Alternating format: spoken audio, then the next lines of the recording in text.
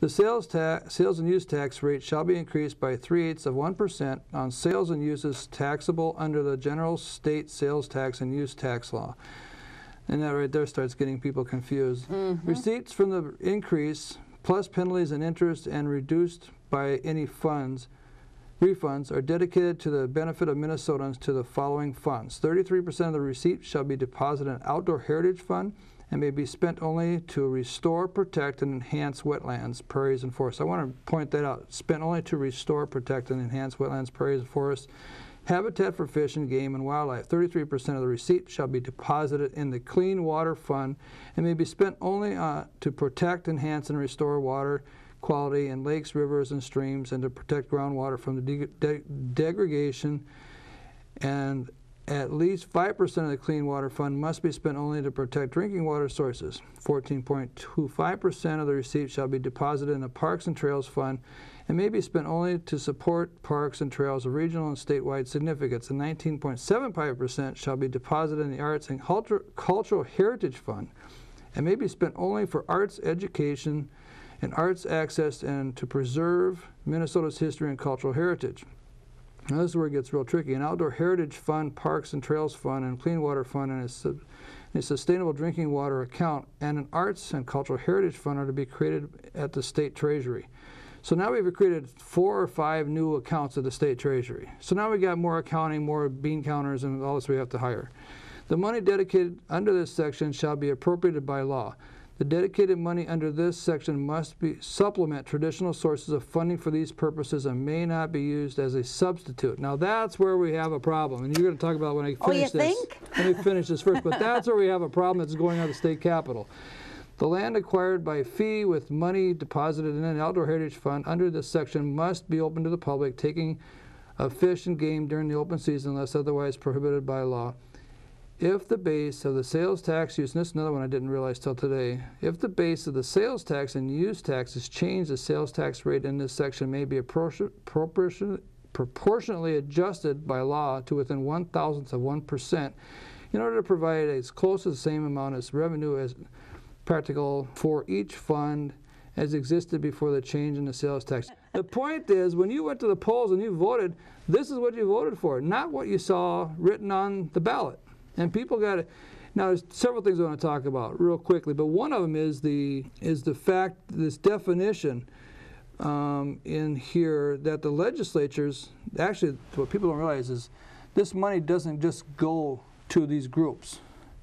The legislatures appropriate it by application. So the different groups, the Clean Water Fowl Association, the Bird Feeders of America, whatever, have to go to legislature and say, I want 100,000 for this, 2 million for that, and the legislators decide whether or not and how this money is spent, not the groups that actually receive the money. So go ahead. The Legislative Citizen Commission of Minnesota Resources chose 48 environmental projects from 240 requests. That's amazing. Now you have a dedicated source of funding, and you have people tripping over themselves to get a hold of this money. Yes. And this Legislative Citizen Commission, some people will remember the Star Tribune ran a series of stories on this, the different ways that they were trying to funnel this money into one project or another. So you have 240 requests.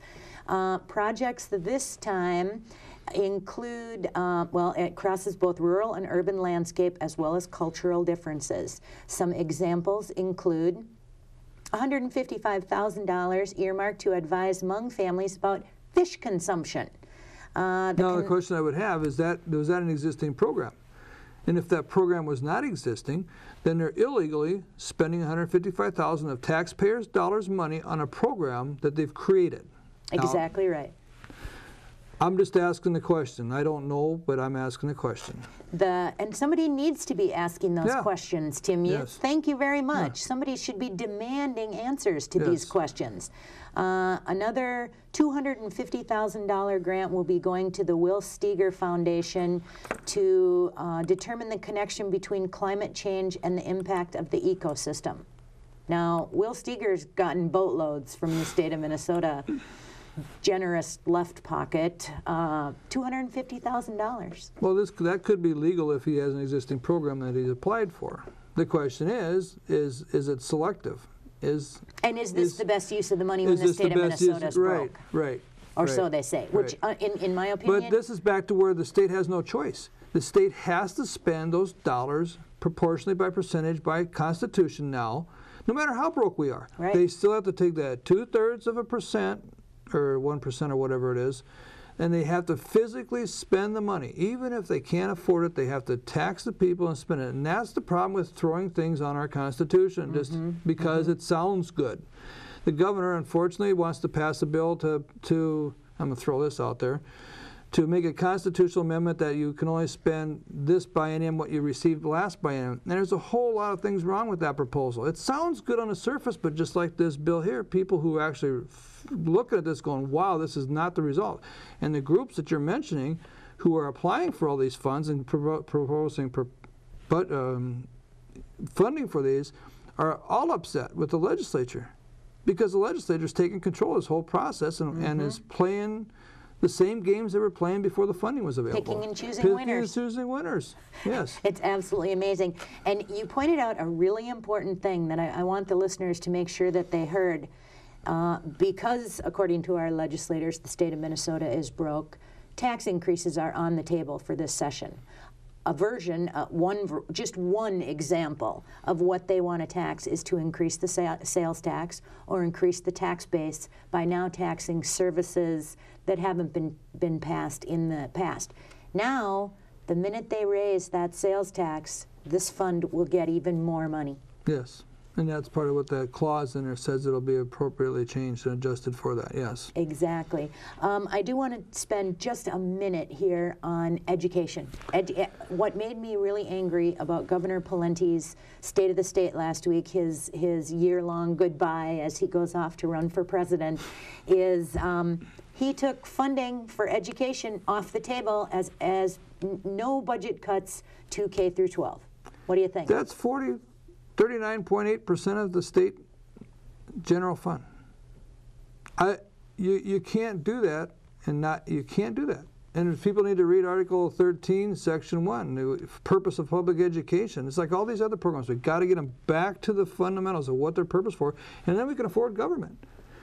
We can afford a tax increase if it follows the Constitution, but right now there's so many programs that there is no following the Constitution anymore down state capitol. Yeah, unbelievable.